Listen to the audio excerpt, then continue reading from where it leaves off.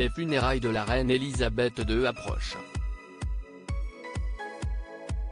Après 10 jours de deuil, période au cours de laquelle les hommages, les cérémonies et les processions se sont enchaînés avec anonymes et membres de la famille royale, l'ultime rendez-vous aura bientôt lieu.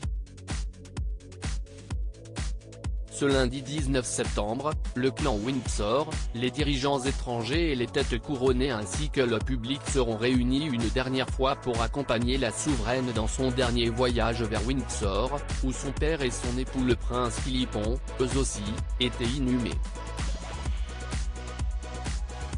La famille royale s'était déjà réunie mercredi 14 septembre.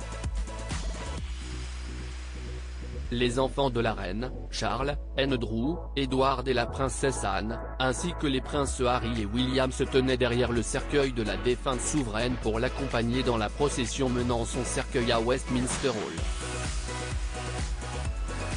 Si son frère, désormais prince de Galles, portait l'uniforme militaire, le prince Harry en a été privé.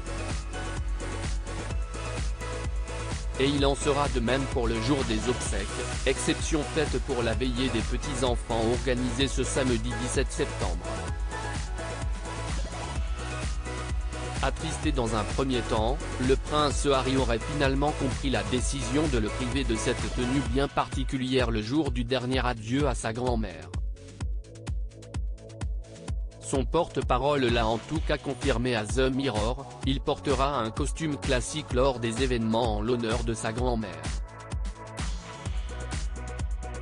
Sa décennie de service militaire n'est pas déterminée par l'uniforme qu'il porte et nous demandons respectueusement que l'accent reste mis sur la vie et l'héritage de Sa Majesté la Reine Elisabeth II.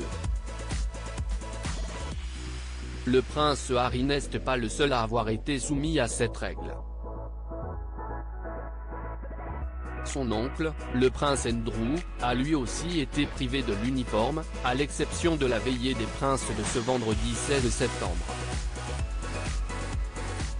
Pour rappel, si le prince Harry s'était volontairement retiré des membres actifs de la famille royale, le prince Andrew, lui, s'est retrouvé au cœur d'un scandale sexuel, l'affaire Jeffrey Epstein. S'il avait nié toute implication dans une interview télévisée que beaucoup n'ont pas jugée convaincante, le prince Andrew a finalement été banni de ses fonctions.